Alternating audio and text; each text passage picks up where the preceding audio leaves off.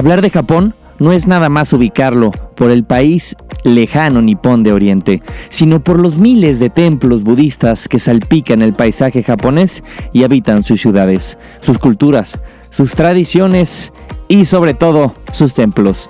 Se dice que prácticamente todos los municipios japoneses tienen al menos un templo, mientras que los grandes centros culturales como Kioto tienen cientos. Algunos tienen cientos de años y otros más de 1000. Los templos consisten típicamente en una serie de estructuras ordenadas en función de determinados conceptos o directrices. Las puertas marcan los bordes de los terrenos del templo.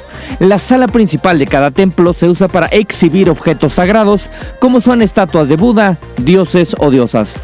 Las pagodas se usan de manera similar, siendo las salas de conferencias de lugares de reunión y enseñanza. Algunos templos todavía se usan como monasterios, hogar de monjes budistas, si bien hay demasiados templos en Japón como para enumerarlos en un solo artículo. Te animamos a disfrutar de este episodio que les vamos a explicar los templos de Japón que no te puedes perder. Entre los más visitados por los turistas, los que hemos visitado y parte de los templos y los santuarios. Recuerda que debes de llevar tu JR Pass a donde vayas en Japón porque te proporciona múltiples viajes rápidos y asequibles entre estos y otros lugares. Esto aprenderemos en el episodio 60 del podcast de Viajando con Tiger. Quédate en sintonía, mi querido Nakama.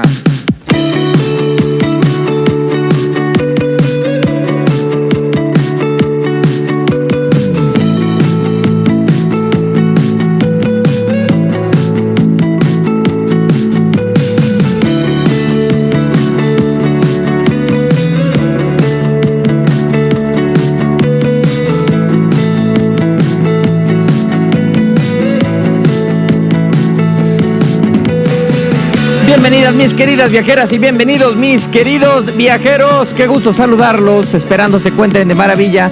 Mi nombre es Carlos Alberto Vázquez Mellado, mejor conocido como Tiger BM. Este es el episodio 60 y soy un asesor de viajes. En Viajando con Tiger nos damos a la tarea de conocer, explorar muchas partes del mundo junto con temas turísticos y poder brindar consejos que sean de suma utilidad, trasladándolas en conjunto con nuestra agencia de viajes y explotes más esa alma viajera que llevas dentro o estás por descubrir. Mis queridos nakamas, qué alegría saludándonos en el episodio 60 del podcast. Gracias a todos ustedes que nos han escuchado, que nos han escrito, que se han suscrito a nuestro canal de YouTube. Muchas gracias a todos ustedes. Y bien, ya se viene un episodio interesantísimo que son los templos de Japón. ¿Pero por qué los templos? Porque ya hemos hablado sobre datos culturales, datos de las Olimpiadas, que ver en la ciudad de Kioto. Y los templos son una parte fundamental para los viajes o para tu próximo viaje a Japón. Y porque en este espacio les queremos enseñar parte de esta gran cultura. Porque cuando tú vas a Japón, una parte de ti, si la transformas o al país que vayas, de vivencia a experiencia, es cuando tú vas, dejas una parte de ti y tú te llevas una parte del lugar. Y es así como asimilamos la conciencia, como vamos asimilando la vida y se va nutriendo nuestro ser. Porque recuerda que la vida solamente es rica de una sola forma y es rica en experiencias. Hay que llenarnos de experiencias, pero que enriquezcan nuestra alma, que nos permitan crecer, porque evolucionar es ir hacia arriba. A veces en la vida, cuando uno se pelea o tiene alguna situación difícil, recuerda que un paso atrás es un paso hacia arriba, sin engancharse hacia las cosas. Y los templos y santuarios les vamos a explicar cuál es la diferencia, para que cuando estés con tu pareja le expliques la diferencia y sepas cuál es la diferencia entre el Sensoji Temple o el Kinkakuji o el Gongakuji o todos los templos o los santuarios sintoístas. Va a ser algo impresionante porque donde vayas en Japón, de verdad que te vas a impresionar. Nuevas novedades. Japón a partir de junio ya va a aperturar sus fronteras después de casi 2 años y espero que sí, porque nuestro viaje que tenemos es en septiembre. Vamos a ir a la feria de videojuegos más grande del mundo en Tokio, porque íbamos a ir a Los Ángeles, pero cancelaron el evento del Mundo E3, tanto físico como virtual, pero yo creo que estos eventos hay que acudir físicamente porque virtual la verdad no es lo mismo. Así que vamos a ir al Tokyo Game Show para estar en vivo y en directo con todos ustedes, mis queridos nakamas. Así que bien, hoy platicaremos sobre la importancia de los templos, qué hay en los templos, por qué los santuarios y los templos en Japón. Y mi experiencia en el haber conocido todos estos lugares. Porque Japón es un lugar que al menos una vez en la vida hay que irlo a visitar. Así que sin más preámbulo, comencemos el episodio 60 del podcast en Viajando con Tiger y lo puedes ver también en YouTube para ver las imágenes que tenemos para ti. Comenzamos. Los templos, ¿qué es esto de templos y santuarios? Bien, los templos son el lugar de culto del budismo y se caracterizan siempre por una puerta Sanmon en la entrada. Así se llama, no Salmón, Sanmon con N. Y hay grandes puertas Sanmon ante templos como el Todaiji Temple en Nara, el Sensoji en Tokio, y estos cuentan con impresionantes tejados y fieros guardianes esculpidos en sus columnas llamados Nyoso. Recuerda, puedes ver este video también por YouTube si nos estás escuchando en cualquier plataforma de podcast. Bien, los datos para explicárselos. Los templos son budistas y los santuarios son sintoístas. Muchas veces, o quizá una de las cosas más difíciles de saber, es la diferencia entre un templo y un santuario. Pero ¿cómo distinguirlos cuando estás de visita? Sin embargo, una vez que sepas toda esta diferencia, te va a comenzar a ser evidente. Porque la religión en Japón es muy multifacética y a diferencia de muchos países del mundo, los japoneses a menudo no se limitan a las creencias en un solo Dios. Aunque la religión no juega un papel importante en la vida de muchas personas, es evidente en los hábitos generales, las visiones del mundo, los modales, las costumbres y por supuesto en la arquitectura y en la presencia de miles de templos y santuarios, y no solamente de Japón, sino alrededor del mundo. Porque la religión está completamente separada del Estado y en lugar de ser un conjunto de creencias firmes e inquebrantables o algún tipo de doctrina, sirve más como una guía moral suave o una forma de vida. El sintoísmo es una religión politeísta que gira en torno a la vida y a la naturaleza. El sintoísmo significa camino de los dioses. Es una religión muy espiritual con una fuerte creencia en numerosos dioses que residen o toman la fuerza de animales, de árboles, de piedras y otras cosas en la naturaleza. Por esta razón, todos los santuarios sintoístas a menudo se pueden encontrar en bosques musgosos o en exuberantes parques verdes. Todo eso, o mejor dicho, recuerda, los templos son budistas y los santuarios son sintoístas, para que quede claro. En una de las religiones más antiguas de todo Japón, los dioses del sintoísmo son conocidos como kami o kami-sama. Algunas de las formas populares que toman los kami son los zorros y los perros mapaches tanuki. Esto tú los ves en el templo Fushimi Inari, el santuario. Es que hay que saberlo distinguir. Lo que les mostramos en Que Ver en Kioto en el episodio 40 es impresionante cuando va subiendo todo los Fushimi Inari por todos los toris. Y todos ellos se dice que deambulan y se disfrazan en bosques antiguos y juegan trucos inofensivos entre sí y con los mortales inocentes, ya que la reverencia de la naturaleza japonesa que se extiende a su cocina, al tratamiento y la celebración de las 4 estaciones y el temor ante los desastres naturales se deriva de esta antigua religión. De hecho, tú puedes ir caminando por la calle, ves estos ríos, están súper limpios, pero son ríos entre la banqueta y el asfalto, ¿no? El camino donde andan los autos, y son ríos y no están contaminados porque la gente sabe tirar la basura a la calle o lleva su basura dentro de sí misma en caso de comprar algún alimento y lo tiran en el bote que corresponde, ya sea aluminio, papel, orgánico, inorgánico, reciclable, etcétera. Y tienen una apreciación hacia la naturaleza. Es increíble, es fabuloso. Otra de las características es de que el budismo se centra en el alma y la vida futura. El budismo se introdujo originalmente desde el siglo VI, desde China, Corea y Vietnam. Aunque existen muchas sectas diferentes del budismo, la más famosa y popular de las cuales quizás sea Zen, y más del 75% de los japoneses se suscriben a una o más de sus formas. El enfoque del budismo reside más en el alma, en la iluminación y la vida después de la muerte, por lo que muchos rituales funerarios en Japón son budistas en lugar de sintoístas, porque ellos creen mucho más en el paso de la vida a otra vida, que es lo que yo también creo, que uno viene a esta vida a aprender algo para poder pasar y aprender algo más en la otra vida, siempre y cuando hayas aprendido en esta vida. Por eso se hacen este tipo de rituales, para que tu alma esté lo más pura y limpia posible, para que en tu siguiente vida puedes llegar así, efímero, impecable, como un bebecito.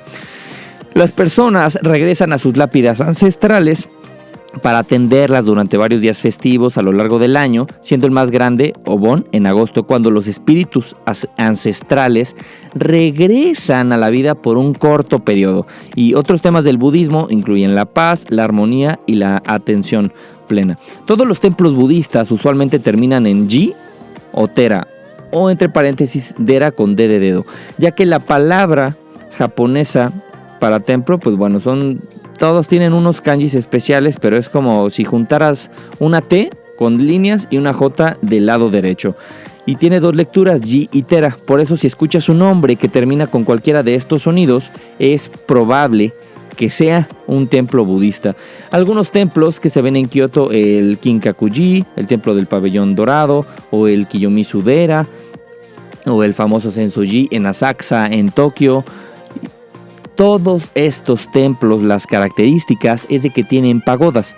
Otra cosa a tener en cuenta, recuerda, son las pagodas. Son visibles inmediatamente desde el exterior. Si tú ves una pagoda, ya sabes que eso es un templo budista, ya que las arquitecturas tienen influencia china y puede ser similar también a las que se ven en Tailandia, Vietnam, Camboya u otros países asiáticos, con techos rizados, agujas y tejas intrincadas. Muchas de estas pagodas tienen múltiples niveles y se elevan por encima de los recintos y edificios circundantes. Muchos de estos templos, cuando tú entras, queman incienso u osenko en urnas grandes de metal afuera, dando a toda la zona pues un olor dulce y peculiar, ahumado, y se piensa que el incienso tiene poderes de purificación y puede curar el cuerpo y la mente. Los nombres de los santuarios sintoístas generalmente terminan en jingu o jinja. Es algo interesante, ya que significan santuario, los dos, por lo que cualquier nombre con lo que estén al final indica exactamente eso, que es un santuario. Por ejemplo, ejemplos se encuentran Yasaka Jinja en Kyoto o Meiji Jingu. Ahí ya sabes que vas a ir a un santuario. Independientemente de las creencias de cada cual, los lugares de culto coexisten en esta tierra que cuenta con diferentes deidades, por lo que no hay nada más normal, pues según un adagio popular, los japoneses nacen sintoístas y mueren siendo budistas. ¿Será acaso sí? Pero en un gran sincretismo de creencias, el budismo y las deidades sintoístas coexisten, ya que en los templos budistas encontrarás a veces símbolos sintoístas, porque los japoneses otorgan a Buda y a la protección de los kami el mismo respeto, y no se puede hablar de un budismo japonés ni de un sintoísmo único, ya que es una suma de escuelas y corrientes rituales, ya que el budismo se introduce en Japón entre los siglos 5 y 6 de nuestra era a través de China, y el budismo es, como lo podríamos definir, como el conjunto de enseñanzas de Siddhartha Gautama, que él se convirtió en Buda, que es el iluminado en sánscrito tras haber alcanzado la iluminación. Es una vía espiritual cuyo objetivo es el cobrar conciencia del que el sufrimiento es inherente a la vida, así como de su causa, el apego, mediante diversos métodos, la meditación, la repetición de mantras, que serán diferentes, que se dan en diferentes escuelas, quizá tú ya lo hayas tomado. El practicante abandona su yo, que origina el apego, para darse cuenta de la ausencia de permanencia de todas las cosas y de la vanidad del ego. Es lo que nosotros estamos estudiando en semiología, que hay que amarse a sí mismo, pero sin apegarte a nada ni a nadie. ¿Esto qué significa? Contemplar todo. Ama. Y tú estás dispuesto a soltar a todo y a todos a cada momento, porque de ahí radica la felicidad. A mayor felicidad hay mayor nivel de conciencia, y también a mayor desapego hay mayor felicidad y mayor nivel de conciencia.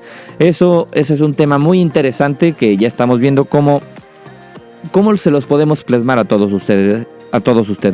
Bien, aplicado, ¿qué es esto de las escuelas del budismo? ¿Cómo se compone un templo budista? El templo budista es de madera, aunque los templos más modernos están hechos de hormigón armado para prevenir posibles incendios, ya que el estilo arquitectónico depende en gran medida de la escuela con la que esté vinculada el templo. Un templo budista consta de 3 partes: el edificio principal, que es denominado Butsuden, Palacio de Buda. También la pagoda es de 3 a 5 pisos, que estos no existen en los templos zen. Y la sala de estudio, o mejor conocido como la sala del Dharma, Joto, con H, 2 T's, no malinterpreten mis queridos nakamas mexicanos, en la que los monjes se dedican al estudio de los textos budistas. Seguramente en algún momento lo has visto, ¿no? Que llegan y parece que están leyendo en la biblioteca. Y tú has de pensar, qué tremenda sabiduría han de tener estos monjes. Bien, pues de ahí viene todo esto, porque estos son los templos budistas. Y las 3 partes suelen estar unidas mediante un pasillo que en japonés se le denomina kairo. Y hay también un reflectorio en el que los monjes comen en comunidad. El sintoísmo, que significa vía de lo divino, es la religión primitiva de Japón. Es el culto a las fuerzas de la naturaleza representadas por los kami, a las deidades, que son aproximadamente 800 miriadas aproximadamente. Y en Japón coexisten 13 escuelas de budismo, a cada una con sus propios templos. En una de ellas, la principal, creo que se llama Tendai, es una escuela creada a principios del siglo IX por el monje Saicho, que se distingue por su rigurosa práctica del ascetismo. También hay escuelas de budismo esotérico que enfatiza la repetición de mantras. Luego otros, la escuela de tierra pura, que son las escuelas más practicadas en Japón, que ahí animan a los practicantes a entonar sutras, que son escritos budistas. La verdad es algo muy interesante. Hay alrededor de 85,000 santuarios sintoístas y 22,000 sacerdotes sintoístas en todo Japón. Estos lugares de culto se llaman generalmente jinja, como les hemos explicado. Que a diferencia del budismo y sus diferentes corrientes, el sintoísmo presenta una arquitectura homogénea que se encuentra en todo el archipiélago. La entrada al santuario sintoísta se reconoce gracias a los famosos tori, como los Fushimi Inari que les hemos explicado, o en algunos lugares de Japón ves nada más este tori. ¿Qué significa? Los tori son un portal generalmente rojo o color vermellón que marca el límite entre lo sagrado y lo profano. El más emblemático es el parcialmente sumergido del santuario Itsukushima en la isla Miyajima. Es increíble la vista que se tiene ahí, porque además parece el agua de color del Caribe. Algunos santuarios tienen una escalera de piedra que se le denomina Ishidan, que conduce al interior del edificio por un camino bordeado de lámparas. Y a lo largo de este paseo se encuentra la Chosuya. Es una pequeña piscina donde los fieles pueden purificar sus cuerpos según un ritual determinado. Después de esta etapa llegamos a las distintas partes del edificio, que es principalmente el Haiden, el edificio de culto en el que los fieles llevan a cabo sus oraciones. Así que bien sabes, mi querido Nakama, que la indicación más obvia de un santuario sintoísta, aunque algunos no lo tienen, es la puerta de madera llamada tori, piedra o metal en la entrada de los terrenos. Y esta estructura pues siempre va a representar, recuerda, el límite entre la vida ordinaria y lo sagrado. Y vienen en muchos tamaños, colores, estilo, pero a menudo se pintan de color vermellón brillante y negro brillante. Y un ejemplo son las pilas de miles de puertas donadas al santuario Fushimi Inari, como lo hemos visto, que es patrimonio de la humanidad de la UNESCO, que van siendo donadas y cada una tiene escrito por quién lo donó. Y entre más arriba, entre más subas, los tori son más grandes. Y como por último dato para que sepan, los santuarios están protegidos por Koma Inu, que es el guardián perro león. Es otra forma adoptada por los dioses de Kami Shinto, es Koma Inu. Es un perro león mítico que custodia la entrada de los santuarios y a veces también casas y negocios privados. De apariencia similar a las estatuas de perros leones Shiza, que son particularmente omnipresentes en Okinawa y que vienen en pares siempre, y está cada uno al lado de la entrada del santuario o escondido dentro de los edificios del santuario. Uno de los perros usualmente tiene la boca abierta y el otro la tiene cerrada. Pero en algunos santuarios los zorros montan guardia en lugar de perros leones. Ir a Japón es visitar los templos, además de la modernidad y de todo lo que conlleva, porque es parte de la cultura. Y naturalmente, si cuando tú vas a la antigua capital de Kioto, de hecho las dos sílabas están al revés, Tokio, Kioto, era la antigua capital de Japón y ahí era donde se fundó el verdadero Japón. Y ahí sí te topas con la verdadera cultura japonesa. No significa que en Tokio no te la vayas a topar, pero en Kioto sí es un lugar más cultural. Yo recomiendo, depende del tiempo que vayas, al menos 4 o 5 noches sí le dediques a Kioto para que te vayas con calma, para que también disfrutes mucho más la paz que se vive en la ciudad de Tokio o en otras ciudades como Nagoya o en Osaka, Kobe. Hay infinidad de ciudades, bueno, tampoco infinidad, hay 10 ciudades que sí son súper pobladas, pero la verdad la mayoría no, son pueblitos como en Europa. Entonces siempre está bien visitar este tipo de lugares. Bien, vamos a recomendarles cuáles son los 7 templos que nosotros visitamos y que recomendamos. El primero es el templo de Kyoto Kiyomizu Dera.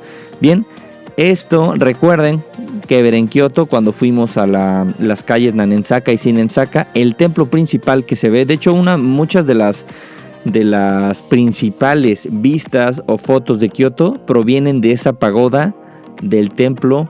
Recuerda, el templo budista y el santuario sintoísta. Bien, mis nakamas, así que ya estamos aprendiendo un poco más de cultura para que cuando vayan con su chica o con su chico le presuman y se queden con el ojo abierto. Bien, el Kiyomizu Dera es el equivalente japonés de la expresión inglesa dar el paso. El templo Kiyomizu Dera es quizás el más popular de los templos en Kioto y es un elemento fijo en la mente de todo japonés y de los turistas. Fue construido en honor a Kannon. Kannon es la diosa de la misericordia y a menudo se celebran en este templo eventos peculiares, aparte de las celebraciones cotidianas del recinto, como la noche en que se ilumina el templo en color rosa para concienciar sobre el cáncer de mama o las producciones teatrales. Sin embargo, a pesar de haber sido fundado a principios del periodo Heian, hace más de 1000 años, el edificio actual no es el original, ya que el templo se incendió en diferentes ocasiones a lo largo de su historia y el agua tiene mucha importancia en el templo, ya que varias de las salas y edificios que lo conforman tienen el elemento líquido como símbolo de pureza y prosperidad. El caso de Kannon o Nurete Kannon es una pequeña estatua de la diosa budista Kannon en una pileta con agua. El ritual implica coger el agua sagrada de la pileta, echársela a la estatua por encima para purificar el corazón, el cuerpo y el alma. Esto tú lo ves en muchos templos, en los santuarios no tanto, pero en los templos sí. De hecho, cuando tú también llegas a Saxa, que ahorita les vamos a explicar con el incienso, lo echan y lo echan ahí como a un bowl gigante, un bowl chino gigante, y se echan el incienso hacia ellos mismos para quitarse las impurezas y las malas vibras. Estas propiedades terapéuticas que se representan en los chorros de agua, los visitantes pueden beber de cualquiera de esos 3 chorros en los que se divide la cascada. No pasa nada, no está contaminada. Yo tomé agua de ahí y la verdad pues sí me sirvió lo que pedí y además me sentía purificado. Bueno, esto ya son creencias, ¿no? Es como de Space Jam, que se toman el agua mágica, pero no era agua mágica, les hicieron creer que era eso, pero al final era simplemente agua natural. Y esto se supone que se consigue salud, una larga vida o éxito en el amor o en los negocios. Aunque beber de los 3 puede estar mal visto, ya que es un símbolo de avaricia y codicia, pero la verdad hay que absorber la energía sanadora del templo porque es pura buena vibra, mis queridos nakamas. El otro templo que recomendamos visitar en Kioto es el Kinkakuji. Y ya saben, el Ji, ¿qué significa? Que es un templo. Fue construido a finales del siglo XIV como el hogar de un shogun o de un jefe militar. ¿Recuerdan la época del shogunato que ya les explicamos? El edificio estaba cubierto completamente con pan de oro, dándole el título de pabellón dorado. Sus jardines están destinados a representar un paraíso terrenal. La primera planta consta de las cámaras de agua. Las cámaras de agua están construidas en un estilo que recuerda al del Palacio Imperial de Tokio. Su estructura conforma una habitación cuadrada rodeada por una baranda, siendo la más sobria de las tres. Es una construcción que parece que está en medio de un lago, pero no, ahí está el caminito sin problema. O sea, tú cuando vas llegando lo ves que parece que está sobre el lago, porque hay mucha vegetación, pero ya que te acercas está el caminito. La segunda planta es denominada la Torre de las Ondas de Viento. La segunda planta tiene el curioso nombre de la Torre de las Ondas de Viento, que está construido en estilo samurái y al contrario que en la primera planta es un recinto cerrado. El exterior se encuentra flanqueado por una baranda que la rodea. Dentro se encuentra la deidad Bodhisattva Kannon. Las paredes externas se encuentran recubiertas por pan de oro. De verdad es una belleza el recorrerlo. O sea, y sí es de oro. Y entre más blanco sea el clima, más dorado se ve. Aunque también en pleno verano se ha de ver hermosísimo. Y la tercera planta, la última planta, es la más pequeña de las tres. También es de forma cuadrada y está construida en un estilo zen. En su interior se encuentra una triada de Budas, tres figuras representativas de estos Budas, que son el Bodhisattva Maitreya, Avalokiteshvara y un monje budista, junto con otras 25 pequeñas bodhisattvas. El exterior está recubierto de pan de oro y el tejado del templo coronado por un pájaro Feng Huang, originario de la mitología china. De hecho, tú lo alcanzas a ver, y antiguamente se pensaba que esta ave reinaba sobre las demás. Toda la cubierta del templo fue restaurada entre el 2002 y el 2003. Una vez que tú completas el recorrido dentro del templo, antes de llegar a la salida encontrarás una casa tradicional de té llamada Sekatei. En la época de Edo ya existía este local como casa de té, aunque no pertenecía al complejo de templo. Más tarde se anexionó formando parte del Kinkakuji. Ya que debes saber que participar en una ceremonia de té japonesa es una experiencia muy tradicional y auténtica que se debe vivir en Japón. Nosotros cuando fuimos, lamentablemente esa parte del templo estaba cerrada, pero cuando regresemos, ahora sí vamos a entrar y mostrarles por dentro. Pero la experiencia de haber ido y estar al lado y poder contemplar esta belleza no tiene palabra. Y además está rodeado de jardines, que el jardín del Kinkakuji también posee una gran belleza. Está a la altura del templo. De verdad que los jardines de los templos son tremendamente hermosos y en sus formas se aprecia la delicada y típica presentación de la cultura zen japonesa. También hay este estanque o lago que ellos le denominan el espejo de agua, ya que su forma y composición representa una interesante simbología del budismo y su creación. La construcción realmente del pabellón dorado era de manera informal, ya que el nombre verdadero era Rokuon-ji, que significa templo del jardín de los ciervos, y justo en el lugar donde se asienta el templo dorado antiguamente había una gran mansión desde 1220 que era, pues bueno, le pertenecían a adinerados cortesanos famosos, y además sirvió de inspiración para crear y nombrar otro templo de la ciudad, que es el pabellón de plata, el Kinkakuji. Es donde comienza el camino del filósofo. Bien, otro templo que hay que visitar es el templo Sensoji en la zona de Asakusa. Según la leyenda de Asakusa, dos hermanos intentaron repetidamente devolver una estatua de la diosa Kannon al río Sumida. Cada vez que lo hacían, la estatua regresaba al templo al día siguiente, preguntándose cómo es que llegó esto aquí. El templo Sensoji fue construido en ese lugar en honor a la diosa, y su belleza es mayor por la noche, cuando la iluminación nocturna resalta su compleja arquitectura. Tú llegas del metro y te vas a topar con esta entrada impresionante. Es Sensoji. ¿Qué es, mis nakamas? Es un templo. Y es un templo budista con una entrada gigante. Y hay un pasillo, puras tiendas de souvenirs. La verdad, venden cosas padrísimas, pero padrísimas, para que te quieras llevar a casa. Y hasta el final está la verdadera joya. Y la historia del Sensoji se remonta desde mediados del siglo VII, cuando la leyenda de estos dos hermanos pues descubren esta estatua dorada en el río, pero la llevaban y no, entonces de pronto aparecía y regresaba mágicamente a ellos, y por eso se completó hasta 20 años después, que sí fue en el año 645. El templo alcanzó un estatus simbólico más relevante hasta el siglo XVII, cuando un shogun designó el lugar como un templo familiar que serviría de protección espiritual contra los invasores del noroeste. O sea, realmente se tuvo que esperar casi 1000 años para ser reconocido. Ya hasta los siglos X y XI sí comenzó a recibir visitas de influyentes de señores de la guerra de samuráis, quienes decidieron reconstruir y ampliar partes del templo.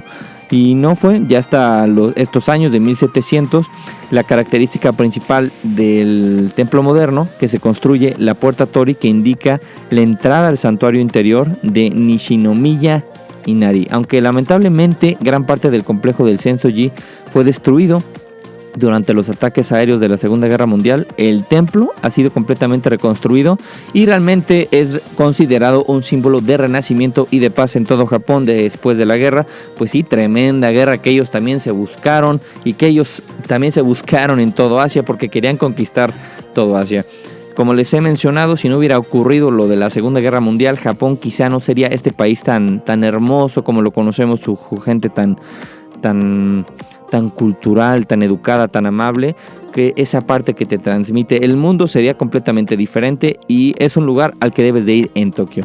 Otro de los templos mejor reconocidos, a este no fuimos, que está en Kamakura, fuimos a otro, que fue al templo de Buda, es el Hokokuji, también llamado Takedera, que es un templo de bambú. Es uno de los muchos templos zen de Kamakura. Es pequeño y poco visitado por turistas extranjeros, ya que estaba cerrado, pero ahí hay muchos templos, pero fuimos a uno muy padre. El templo Hokokuji posee un pasado glorioso, ya que este templo era el templo de la familia Ashikaga antes de que ésta estuviera en el poder y llevara el título del shogun.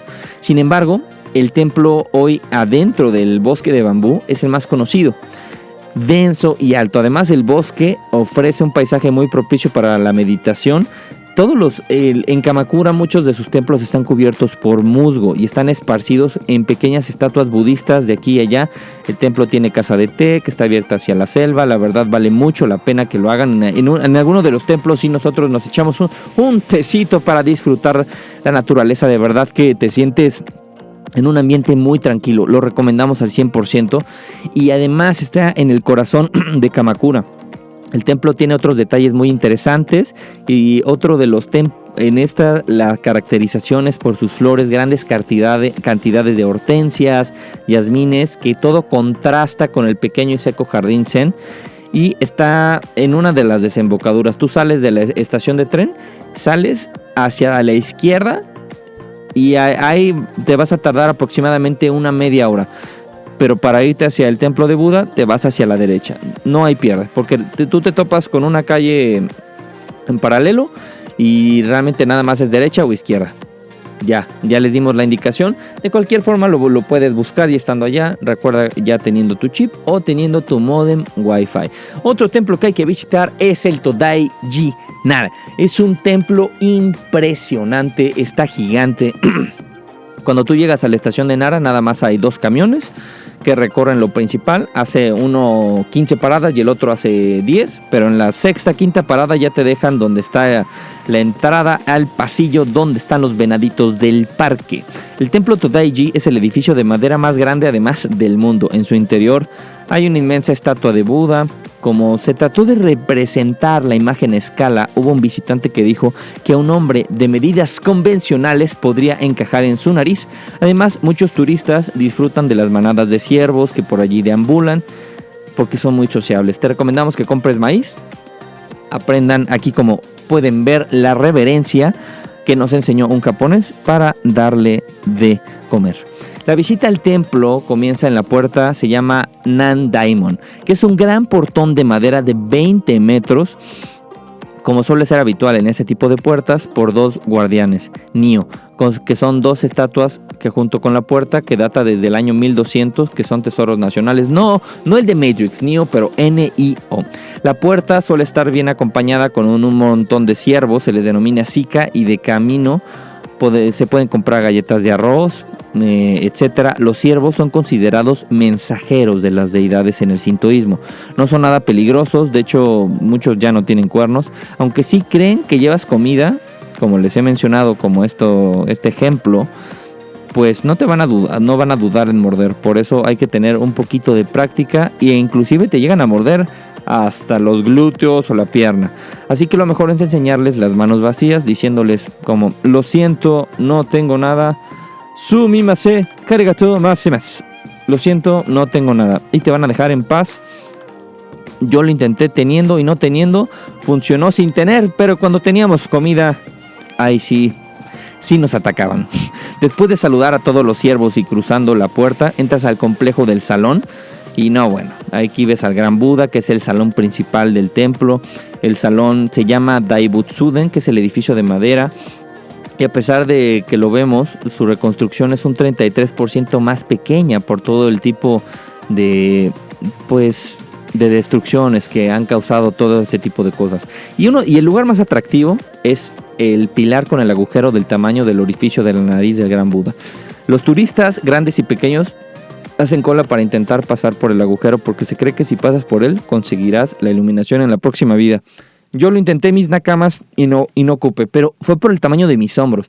Es que digamos que ellos son un poco más delgaditos, menos anchos, y caben. Yo realmente soy delgado, mido 1,81 y peso 80, pero soy delgado, siempre he tenido huesos delgados. Aún así estoy en mi peso ideal, pero no pasé. Yo no sé qué pasó, pero no voy a forzar las cosas, no pasé. Otro de los templos es el denominado el templo más antiguo de Japón, o de los más antiguos, Shitenoji Temple, que fue construido hace más de 1400 años y es reconocido por su estilo arquitectónico simétrico. Y este lugar de culto es uno de los más antiguos y grandes de la ciudad. Este está situado al sur de Kioto. Este templo sumerge a los visitantes en una burbuja, pues donde no existe el tiempo. El viaje comienza en los recintos del templo, en sus numerosos edificios, ya que hay muchas tortugas, y viven en el estanque frente al pabellón de Buda. El conjunto está compuesto por 3 edificios: el pabellón Kodo, el pabellón Kondo y la pagoda de 5 pisos. Y esta pagoda es el elemento más sorprendente, porque fue construida para albergar las reliquias de Buda, que ahora, pues por tanto saqueo, por guerras, pues desaparecieron. Y la pagoda está abierta al público, aunque lo cual en mi punto de vista es algo inusual, y es posible subir a todos, pero recuerda que muchos de esos templos te piden quitarte las zapatillas, y es algo que vale mucho la pena junto con toda la iluminación. Hay otros templos que hemos visitado también en Japón, los vas a terminar visitando, inclusive cuando vas caminando hay templitos, nada más entradas. Pero como dato final para tomar en cuenta es que además tienen a menudo tiras de fortuna o amuletos que se pueden comprar por pocos cientos de yenes. Y pues bueno, para obtener una tira de papel de la fortuna, lee tu fortuna, y si no suena muy bien, simplemente la atas a una rama del árbol o al marco cercano, y esto te guardará de la desgracia. Si es algo normal o mejor, te lo puedes llevar y listo. Ya te quedas con tu fortuna, como las galletitas. Y los amuletos de la suerte también se venden tanto en templos como en santuarios. Y bueno, puedes encontrar diferentes cosas como amor, viajes para exámenes, seguridad en viajes, cuidar tu negocio. Y nosotros compramos para la casa, prosperidad, para el amor, para cuidarte cuando manejes, etc. Así que al entrar o salir de un templo o santuario y hay un peldaño de madera mientras caminas por cualquier entrada o puerta, siempre asegúrate de no pisarlo ni tocarlo con los pies, ya que simboliza un límite espiritual. Las estimaciones sugieren que hay más de 158,000 templos y santuarios en todo Japón, ya sea en áreas urbanas, en áreas residenciales, en galerías, etcétera, entre las calles, entre estaciones de metro, a las afueras. Es algo impresionante, y que en Japón, como mencionamos al principio, es algo que tienes que hacer, que recorrer, porque además es parte de la cultura, de las tradiciones, de las costumbres, y están dispersos por todo el país. Así que la próxima vez que visites, vayas a un lugar culto de Japón, piensa en los componentes, en la historia, de todo ello que hubo detrás y tantos años y reconstrucciones que han pasado por eso. ¿Por qué? ¿Y de dónde aprendí eso? Porque escuché Viajando con Tiger y aprendí de cultura y de cosas japonesas. Gracias, mis queridos nakamas. Y este espacio es para ello, para aprender un poquito más de cultura a la hora de viajar. No nada más llegar, que la fotito estuve aquí, sí, y luego ¿qué aprendiste de eso? Y la mayoría no te sabría contestar. Y es parte de lo que vamos a aprender, el ir a Japón conmigo y ir a Corea. Sí, va a haber una extensión a Corea, quienes quieran venir. Por eso vamos a hacer nuestra ruta para tenerla muy bien trazada y pierdas ese miedo de viajar a Japón. De verdad que no pasa nada, porque eso es lo que mencionamos siempre al final de nuestro podcast. Viajar es vivir, porque no es nada más los kilómetros recorridos como un piloto, que quizá tú lo viviste y fuiste, pero muchas personas viajan así o viven su vida así. Los sueños son para concretarse de una forma adecuada y real, estando presente, porque el nivel de intensidad que tú ejerzas en la vida va a determinar el nivel de satisfacción. Y el nivel de satisfacción es lo que es el entusiasmo con el que dimana el interior de ti para hacer las cosas, porque a mayor nivel de presencia, mayor satisfacción, y a mayor satisfacción obtenemos mayor coloratura al ver las cosas. ¿Y tú de qué color ves las cosas y cuando viajas? Por eso ese color es como si trajéramos muchas perlas de la vida, y esas son nada más que experiencias. Tú determinas la intensidad del color, determina una coloratura intensa en todo lo que hagas. Bien, mis queridos nakamas, hasta aquí llegó el episodio 60. Se vienen episodios, ahora vamos a hablar de Egipto, nuestra experiencia por allá, de Luxor, que es el crucero del Nilo, nuestras experiencias, si de verdad vale la pena o no. Pero bueno, eso ya lo mencionaremos hasta el último episodio. Independientemente de lo que yo piense, tú toma la batuta para que sepas de qué trata y a dónde va. Seguramente tienes muchas ganas de ir, ha sido tu sueño, o seguramente no quieres ir. Independientemente de eso, tú escucha, porque va a ser algo impresionante. Desde cómo volar allá, qué cafecir, cómo es la vida allá, por qué llegó a ser un país tan pobre al haber sido un país tan majestuoso en aquella época, tanto Mesopotamia, Egipto y Grecia, y qué les pasó. Les vamos a explicar todo esto. Estamos esperando la confirmación de de nuestros siguientes invitados para los siguientes episodios del podcast.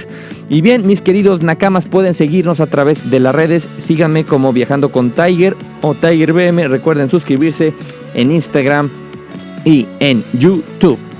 Conocer el mundo es más increíble que cualquier sueño. Un asesor de viajes pone el terreno y el viajero lo demás. Recuerda que viajar es vivir. Te saludo nuevamente en mi siguiente episodio o por YouTube. Recuerda que la aventura siempre vale la pena, mi querido nakama. Hasta siempre.